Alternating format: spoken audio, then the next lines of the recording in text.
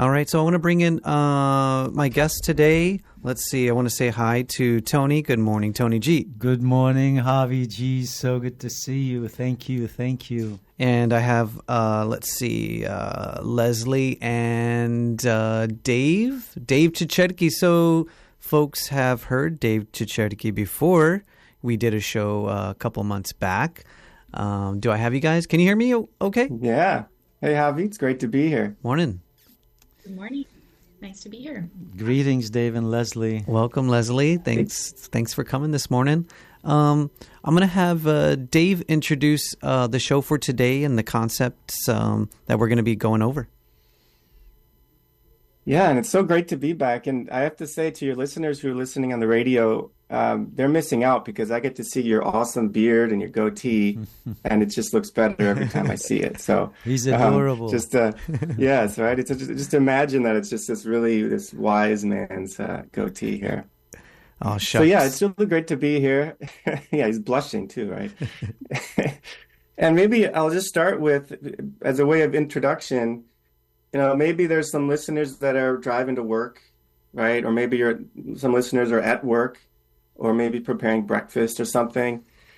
And I can imagine there's a sense of maybe you're in traffic, there's some cars honking, or a traffic jam, or a backed up vehicle, something that's on the highway that's slowing everyone down. Or maybe you're thinking about going to work and you're feeling like a tightness in your chest.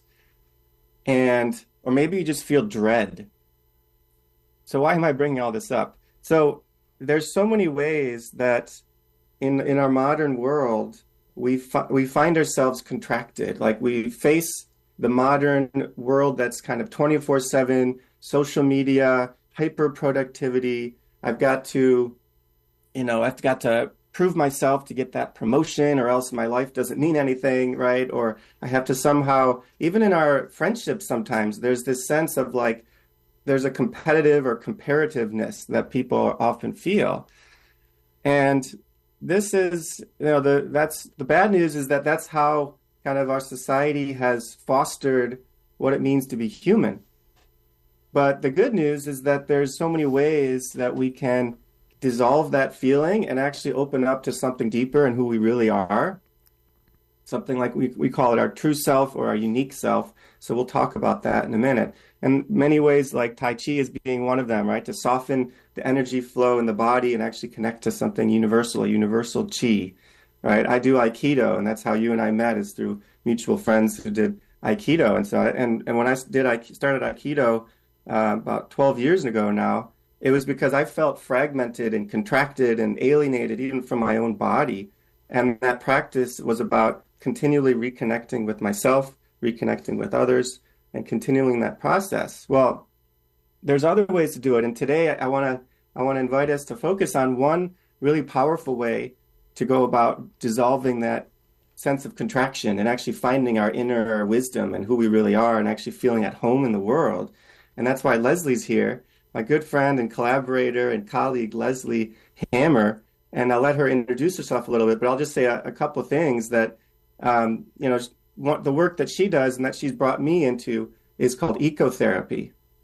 And ecotherapy is, and she can say it better than I am, but I'll just say maybe what I'll do to introduce her is to tell you how I first encountered ecotherapy, which again is one way to connect and heal and to open up to who we really are and actually feel at home in the world today. Leslie, I think it was back in 2021, she was studying for ecotherapy, and she needed a guinea pig client, right? Or not a guinea, that's kind of a weird word to use, a guinea pig, a volunteer client to go and practice ecotherapy with. And she brought me to Tilden Park here about, in the East Bay of the Bay Area here. And we first entrance of the park and did a little kind of ritual before entering to actually create a sacred sense of like, we're not just tourists trying to consume this resource, which is a park, but we're in sacred relationship with this beautiful piece of nature that is here to teach us something, that is here to heal us, that is here to connect with us, right? And so she walked me through a process of ecotherapy where we found a place in the park, and I connected with that place, in particular, this tree, and I brought up an inquiry in my life. And at that point, it was an inquiry around aging and feeling like, what am I doing here? Like I'm getting older, I'm 41. What's my life all about? And she invited me through a process where actually I learned so much about myself just by listening to the creek and the tree and the birds. And I actually had a new sense of myself, and actually that instead of being afraid of aging, I actually felt like there was an invitation to step into my wisdom, in my elderhood in a certain sense. At 41 years old, right? Elderhood. Whoa, that's a strange thing to say. I've got years before I actually experienced that fully. But anyway, just as a matter of introduction, Leslie's got a beautiful heart and a beautiful soul and a beautiful practice to help a lot of people. So I just thought I'd introduce her that way. Leslie, hi. Do you want to just say anything to introduce yourself? Hi, good Maybe about morning. how you got into this. Yeah, absolutely. It's a pleasure to be here with you all. And thanks for that story, David. That was a very special moment. That was one of my first times facilitating that process. So very special to share that with you and that redwood tree and the creek and all the birds. So yeah, my journey into ecotherapy started from a place for my own health, really.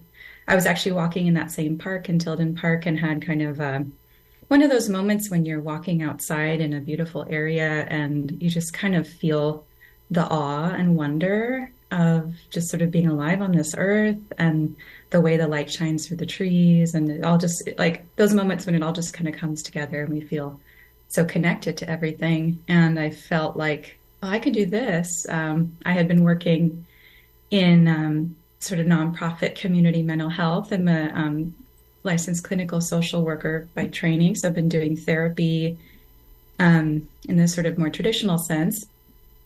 And that had been very meaningful, but also challenging, and had faced quite a bit of burnout and struggle with my own mental health, and needed to step away. And I was kind of in a process of discernment about what was next. And I feel like the natural world kind of led me into this path. And so that kind of inspired me to look into trainings and what would be next. And I found the Earth Body Institute, which is based in the Bay Area, but has trainings in different places in this country and online. And so then I kind of went on this journey through that organization and did all of the trainings and have started doing this work now.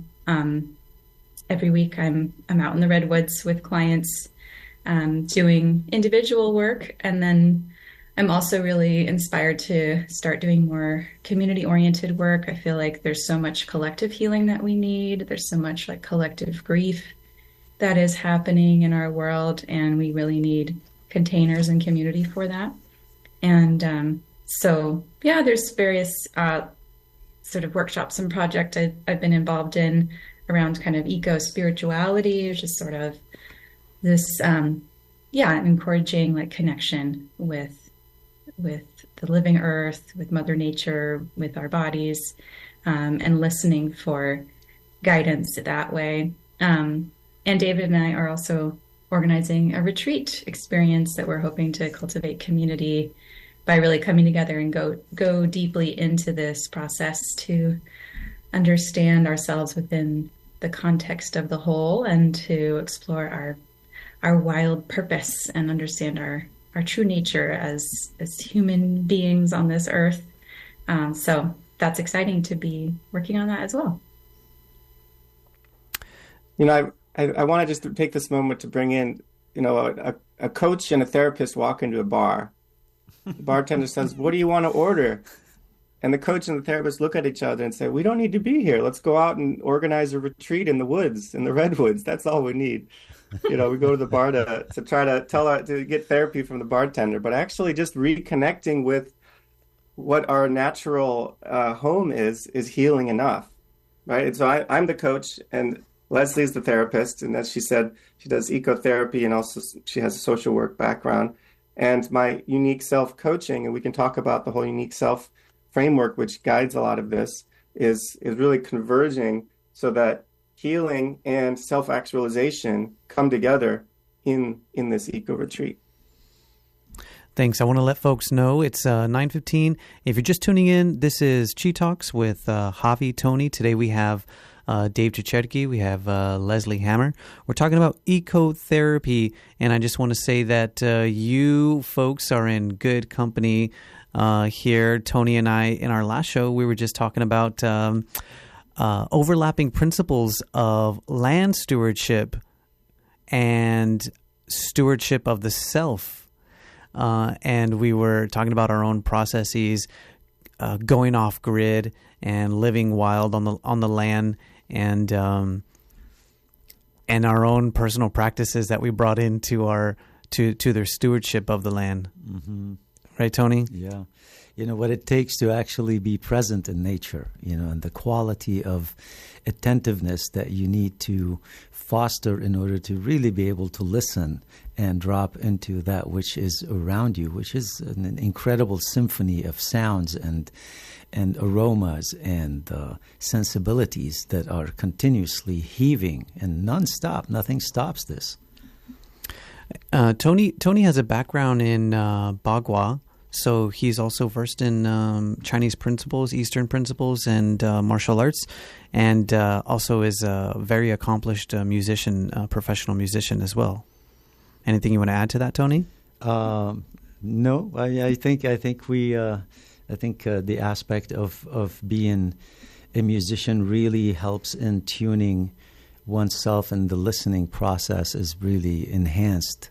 And for me, being in nature is an incredibly powerful decibel upliftment in a sense. So I think I'm very much interested in the notion of ecotherapy and how it translates from a place where I think Leslie and Dave, you both are practicing in the city, and then that has there's a lot of sonic distortion there that's going on between the hums and the humdrum of cars and planes and all of that. We don't experience this here much, like where I live, and I think where Javi lives too. I don't think we ever hear sirens. I mean, I have not heard a siren in years. And occasionally we hear the low hum of an engine above, and that's about it. So I'm very interested to see how you manage all these sonic interruptions and wavelengths that just kind of come in and introduce themselves into your psyche, and how you go about channeling them out of that. Such a soft way of describing what could be, harsh distractions at some time. Yeah. Yeah, I think that's a real challenge. It's interesting. I think that the context you're in really makes a difference, because here, when folks come up into the hills where we meet at Joaquin Miller Park, which is in the Redwoods, just outside of Oakland, California. And it's such a difference from being in the traffic of the city itself. Like the sound is so much less. There, you can still hear it. Sometimes I like to pretend it's the ocean waves, the sound of traffic. You can still hear it, but it's so much lower than normal. And it takes a while often for myself or for clients to kind of adjust to that, the sound of the birds. And it's definitely not silent, but it's so much less than usual. And so it's like, even that is automatically kind of relieving to people. And just being there is a lot of the therapy. So I think it's in varying degrees. It'd be great to be where you all are and get to be in more of the silence and more of the natural sounds. But we do what we can. And I'm really grateful for the Bay Area having so many parks here. And I know not every city has access to, redwood forests. So we're very privileged in that way. So and Tony, you brought, I'm sorry. No, go ahead. No, you brought up something, Tony, that it's worth highlighting, that in a certain sense, we practice developing presence, right? There's a certain way of practicing when we're doing it on our own. It's like, it's not automatic, because we could go into Redwoods, Joaquin Miller or wherever with a contracted egoic separate a feeling of separate self, and again, like kind of go into nature as a consumer, right? And sort of heal, like temporarily relieve our anxiety and discomfort, but as a something that we take and we take and we take.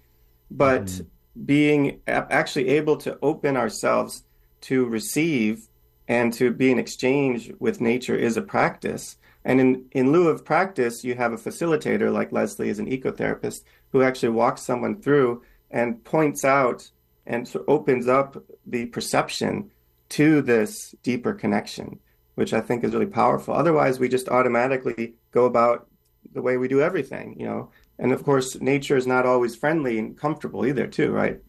So it has to be good, environment and no bears around.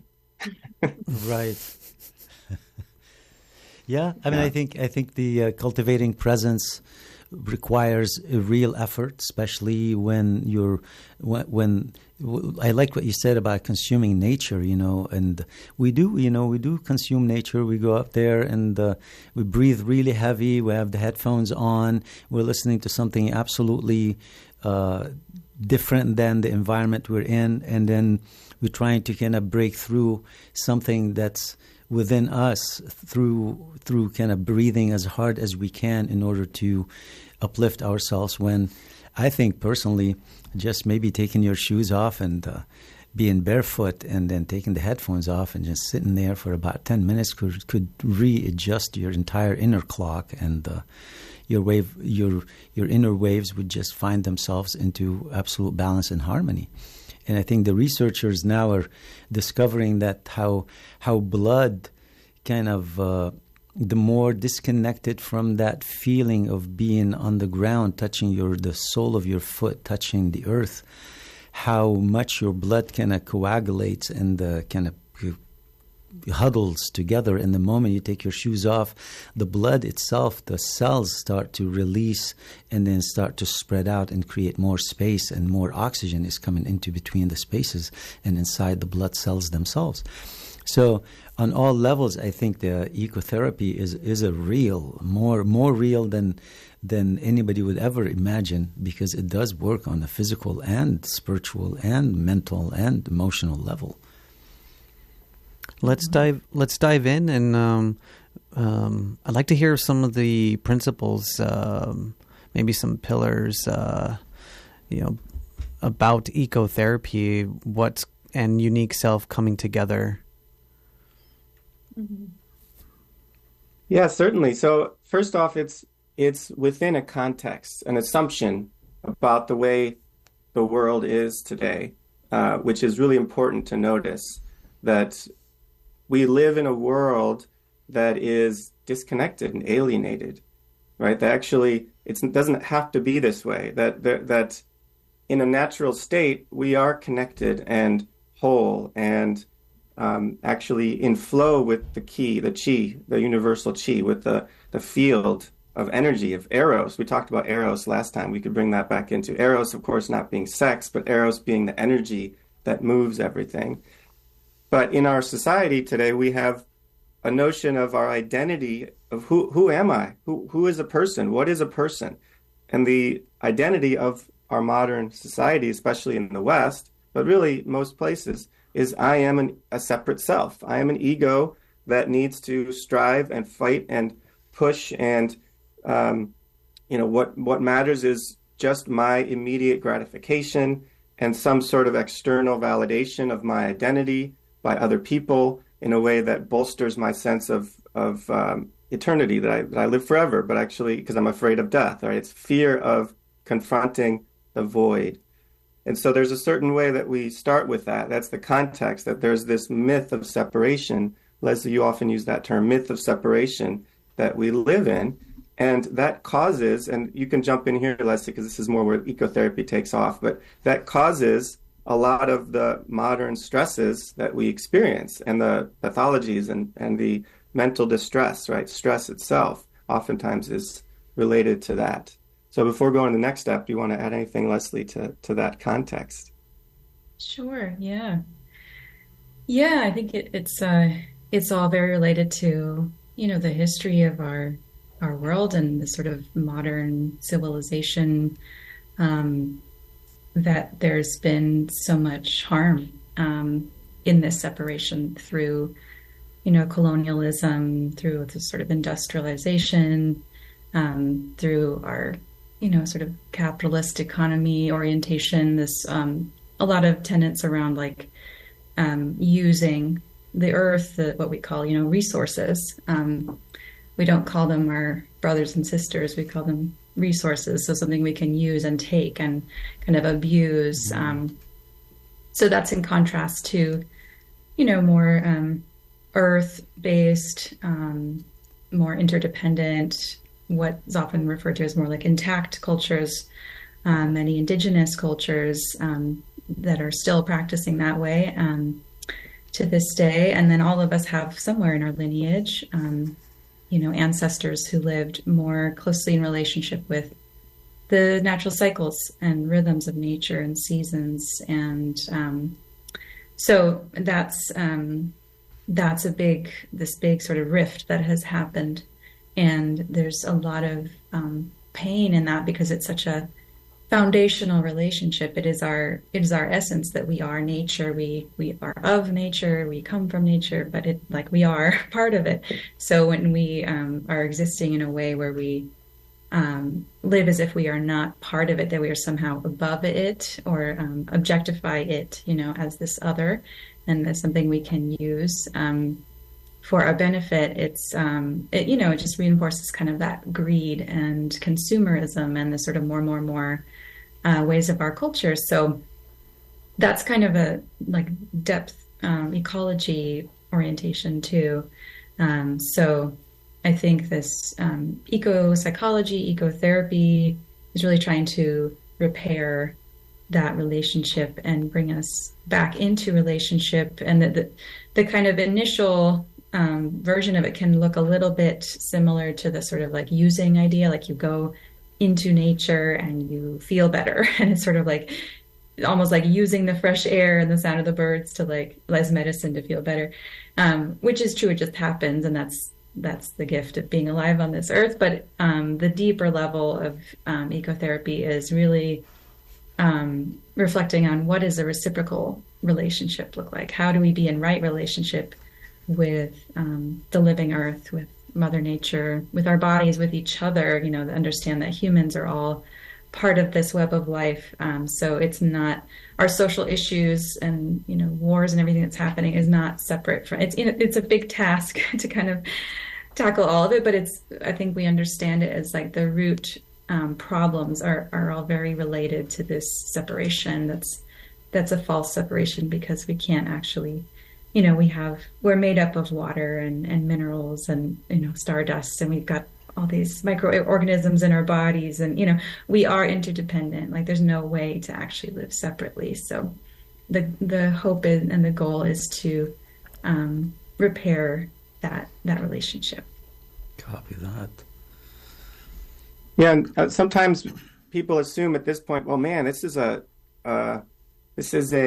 sad story of humanity. It's just been the fall of humanity ever since, we came out of the caves or something.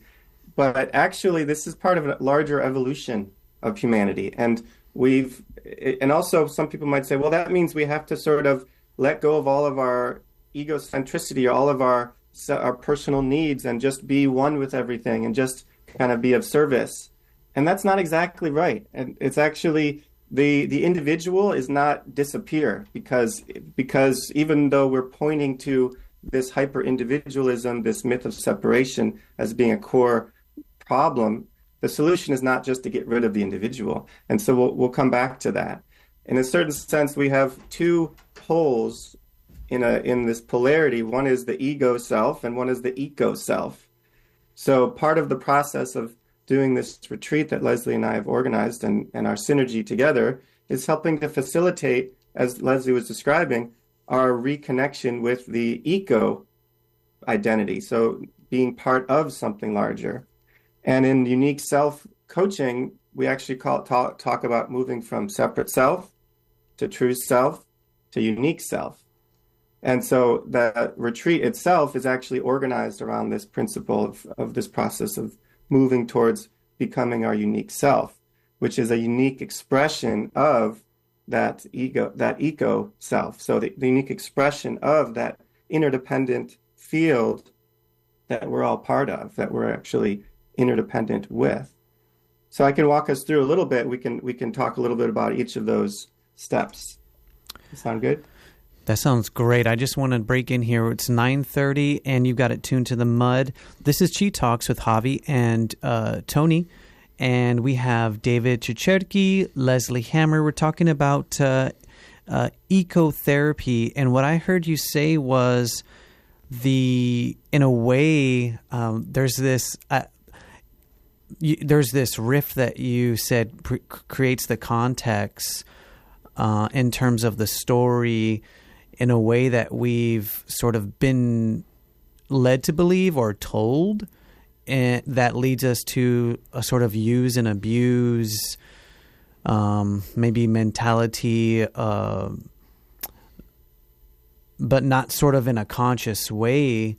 It's sort of manipulated, if you will. I would say that this is maybe the grand misinformation of our time, if you will, and how your ecotherapy sort of leads us from this ego self that is separate and can use and abuse, is connected to colonialism, extraction, but then bringing us back to our natural state eco self. Am I reading you right there? Yeah, absolutely.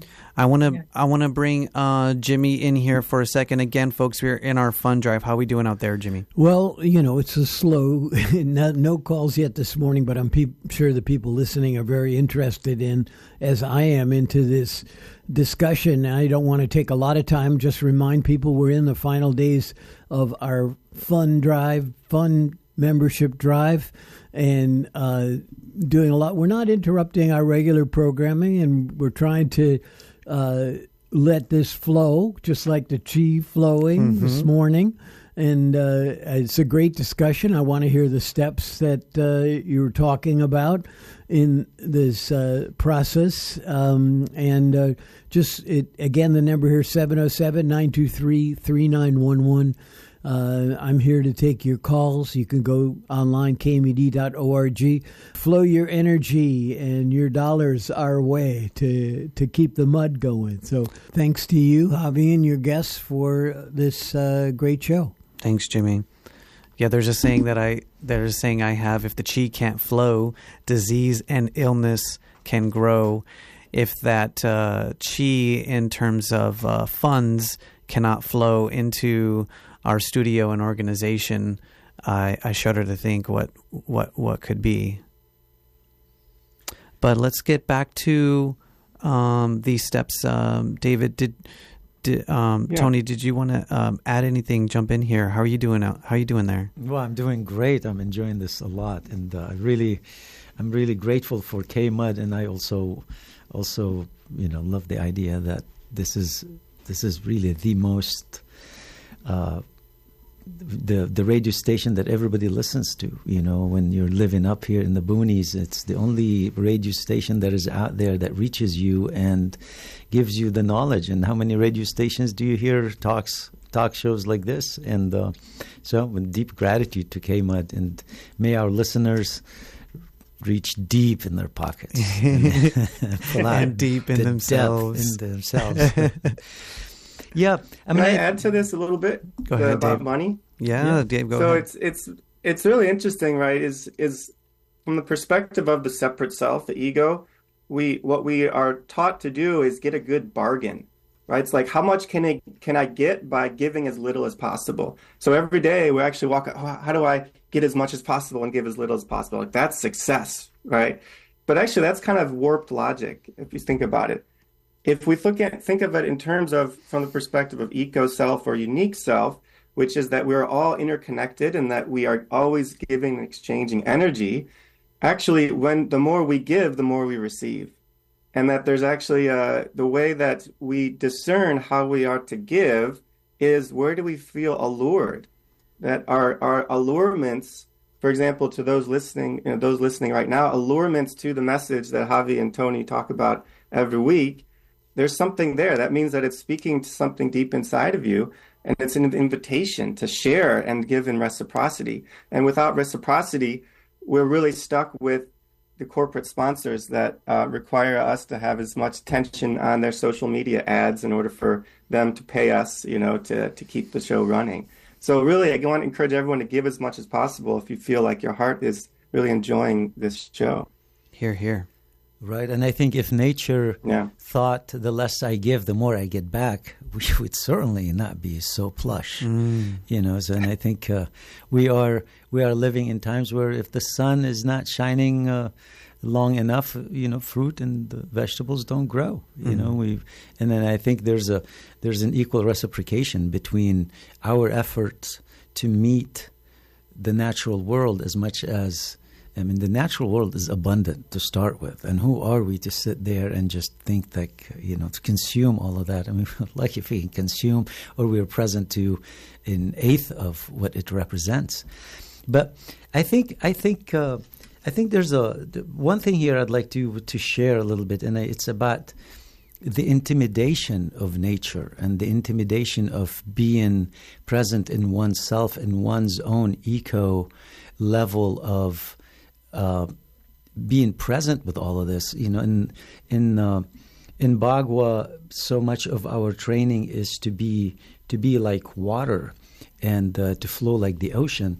And me, and as a young Bagua practitioner, I used to think I needed to be perfect in the way I performed my moves, in the way I did my circles. But then as I got older, I realized that if you're standing on the shore and watching the ocean and the waves, there is no wave that is like the second one. So, and in reality, if we're present within our own selves, there is a level of difference that every time it's going to be different. Every wave that's going to come, whether chi or thought or anything, is going to have a different implication on the body. It's going to be dealt with differently.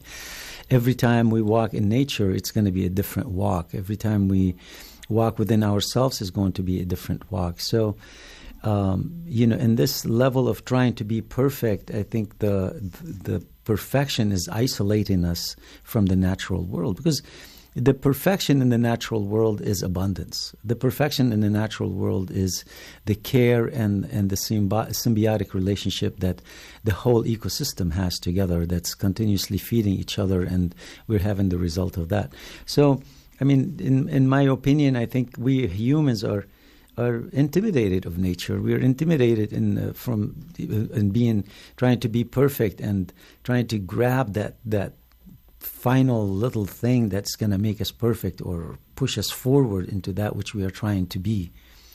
And I just thought I'd like to bring that in a little bit. Well, I would say like the grand intimidation is the fear of death. That's the intimidation of nature that I think, which David alluded to prior. Yeah. So maybe we can go through this process because it relates to everything that you were just saying.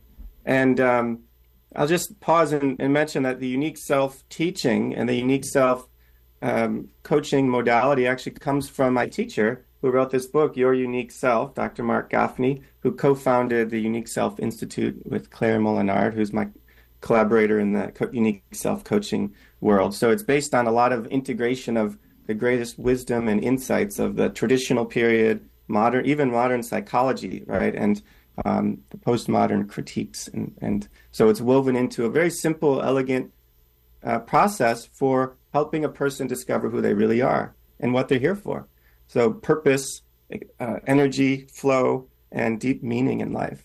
Okay, so that's what this is really about. And maybe I'll just start where, Tony, you just left off. This sense that we have to perfect everything in our lives. That's a tendency. We all have different ways that our ego organizes and focuses and fixates our attention. And it might be on perfectionism. I need to get this perfect and it needs to be clean and the way I want it. Or maybe it's hyper control. I have to have everything in control in my life. Or maybe it's I have to be free. Nobody's going to tell me what to do.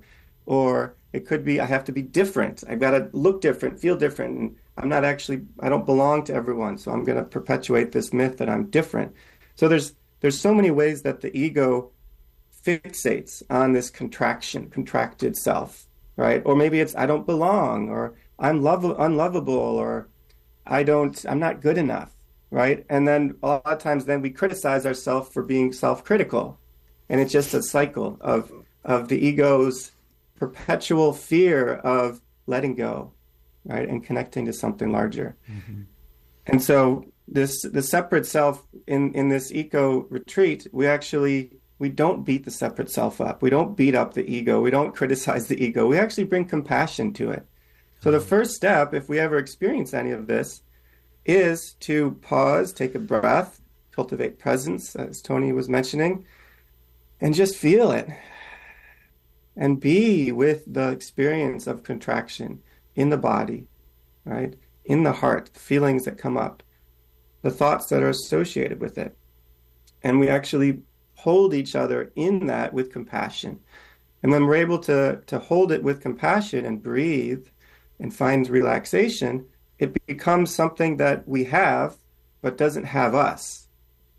And that's the beginning of this process of deconstructing the contractions of the ego, the separate self.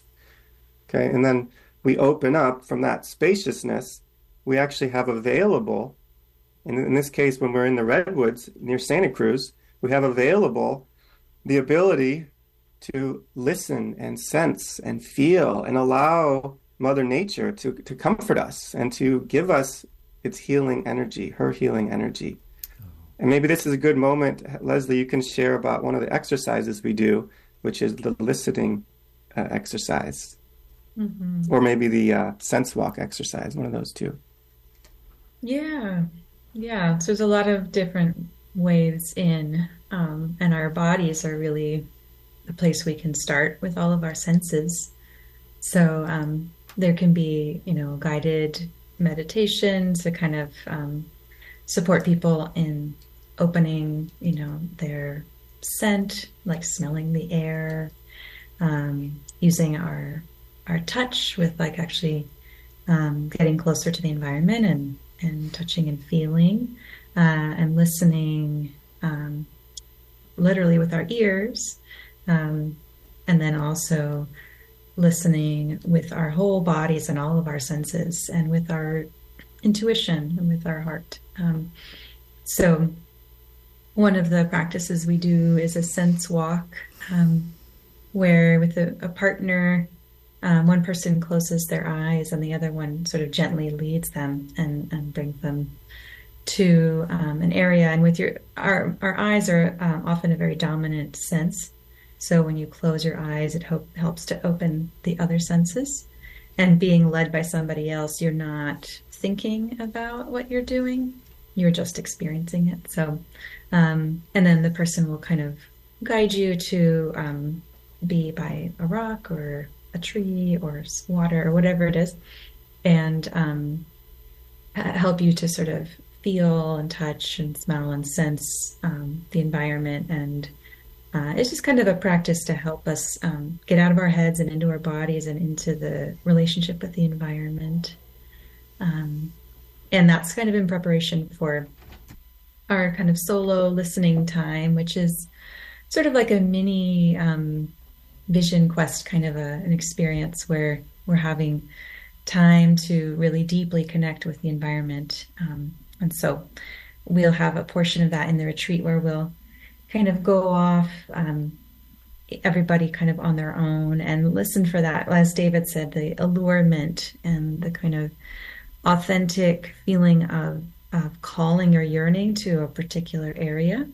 And as you approach that area, opening your senses and listening for what is it about that area that is calling to you, or interesting to your system, to your heart, to what is going on in your life or what's going on in the world.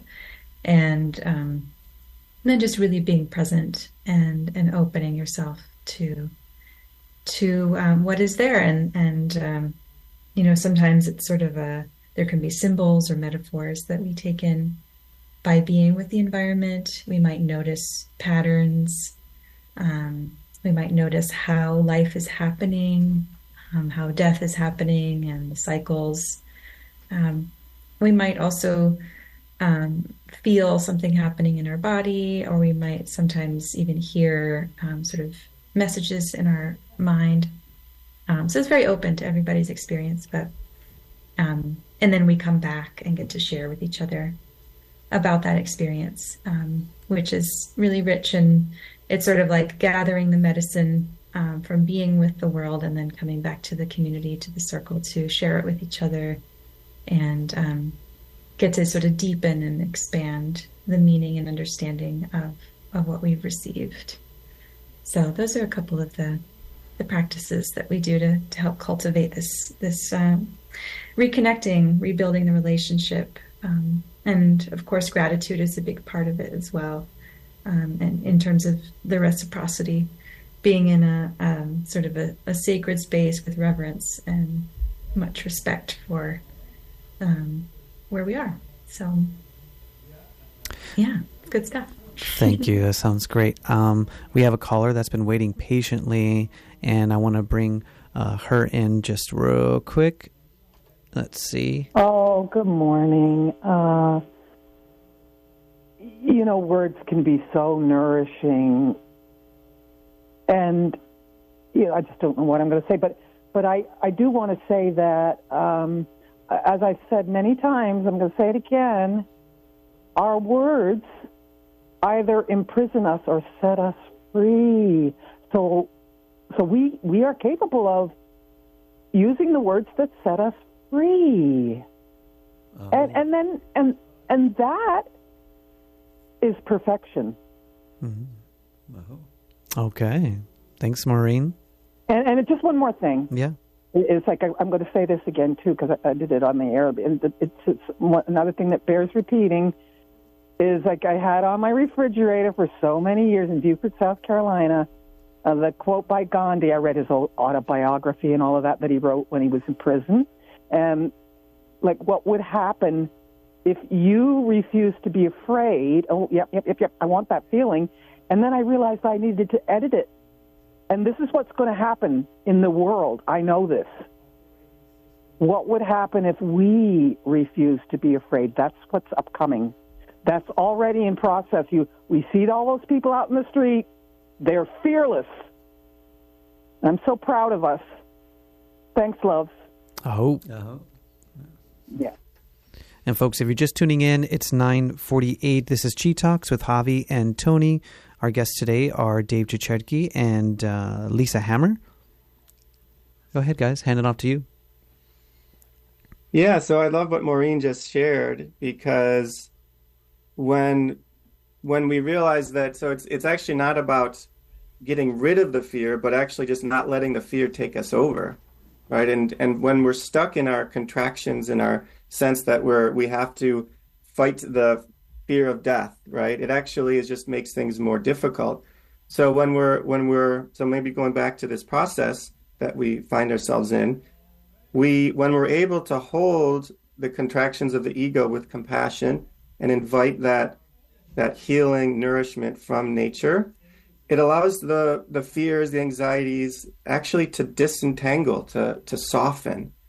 And then when we soften and really connect to what we call true self, which is the ground of being that's connected with all things, also called eco-self, from there we have an infinite reservoir of energy, of aliveness. But it doesn't end there, because as Maureen's pointing out, it's not that we just get to bask in the deliciousness and the spaciousness of nature, of relaxing in it. It's not just an endless vacation. From that spaciousness, if we listen from that place, we listen for what's calling us. So we actually start to feel bubbling up when we're able to clear out the noise that the ego is always suffering from, just kind of distracted in. We can actually find the deeper desires, the deeper allurements, and the deeper wisdom. And that's what we call our unique self, as a unique expression. So this is where, going back to what I said like 20 minutes ago about it's not all bad to be an individual. This is where we actually realize as an individual, unique expression of this interconnected field, I have something to do. I have a unique set of gifts. I have a unique perspective. I have a unique ability to respond to the world today in my circle of influence that's actually mine to do. So this is the purpose of life, is actually to respond to that deepest heart's desire, if you will, and your deepest set of allurements that you can only really discover once you've been able to actually become free from the traps of the ego.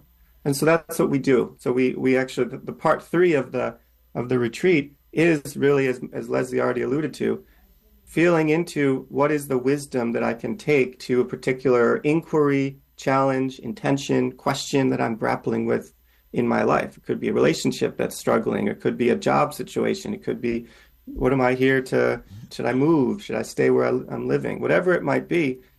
The good thing about that, the beautiful thing about that is once we can tap into that deep, unique self-wisdom, we can trust it. We can trust it because it's connected to the field of chi. How do you in those moments, in this particular connection with nature, how do you deal with the moment of breakdown when the individual is becoming is separating themselves from their fear and finding themselves that they have to let go of certain aspects about themselves or the way they think about certain things? In that moment, while you're present in that ecotherapy, how do you deal with that breakdown? What are the steps that you take in order to I wouldn't say confront, but there's definitely some sort of confrontation between the fear and the movement forward with a healthier way of thinking about oneself? Absolutely. Yeah.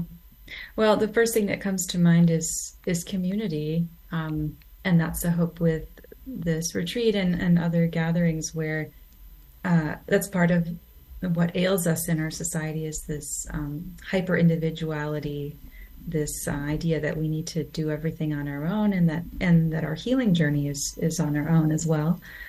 Even though I'm an individual therapist, sometimes I feel like that it's limited to just do individual. There's a place for it for sure, but I think being in community is also essential for feeling that the feeling of being in community and knowing that we are not alone, that we are going through this collective healing process, and having people to witness you in it and to reflect back to you and support you along the way. So so there's the human community and there's also the community of life. And I think that's a big part of what I experienced to be really supportive about this way of practicing is that when you're out in the forest, you just really feel the interconnectedness of the ecosystem. And, I think you can maybe tap into that if you're in a meditation retreat in a building or something, that's possible too. But I think so there's something about being like sensing the connectedness of it all when you're actually in it, in the midst of it. And so there's that community of life all around you. And I think we can cultivate awareness of that and relationship with that, sometimes going back to the same area, cultivating a relationship with a particular ecosystem or a particular grove of trees or a river or whatever it might be, so that you're not alone in that way and that you have rapport and you've already have sort of a foundation of relationship to hold you in those moments. But it is hard, there is that breakdown or those, dark nights of the soul that happen, and that is part of the sort of descent process. And there is, seasons to everything, and there's seasons to our healing and growth process. So there's going to be that winter time where things are going to be, kind of under the soil or dark or cold. But there's also these other seasons. So when we trust that it's all, it continues to flow and move, right? That's how it works. So That's what comes to mind. You say, yeah, community. Fabulous. Yeah. And that's certainly what we cultivate during the Eco Retreat. And what's the deepest truth that there is that when we face our greatest fears, when we face the void, when we face our contractions with compassion, with love, with curiosity, something changes. We actually break through onto something way more beautiful. And so the fear of death is an illusion in that case. The fear of annihilation is an illusion. We actually become more of who we are. And that's just a little blessing for all your callers, so that there's a trust there. And on that note, I can share a little bit about the details of our Eco Retreat, which is in 2 weeks, 2 weeks away. So if anyone out there is interested in really is going through this process, facing the contractions and finding healing and openness and really finding your own inner compass, please join us. It's called Wild Purpose, a guided retreat to help you find your inner compass. And you can find it if you just search Google. It's on Eventbrite. So if you search on Eventbrite or Google, just search Wild Purpose Eco Retreat. It'll pop up and just click on it. It's October 4th through the 6th in the Redwoods near Santa Cruz. And it'll sure to be a great time. Leslie, what are the details do we need to share about the retreat?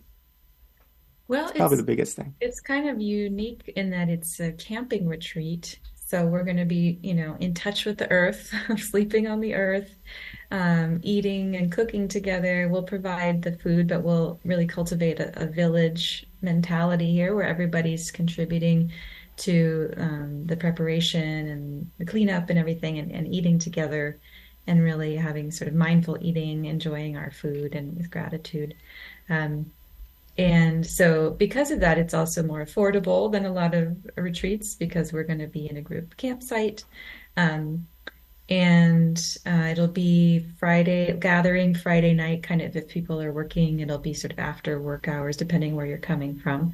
Gathering, I think 7 p.m. And then just kind of have minimal program, just kind of gather that night. And then the next day we'll start off the morning together and kind of get going into our program. And we'll have some downtime as well as structured activities. And it's a beautiful place.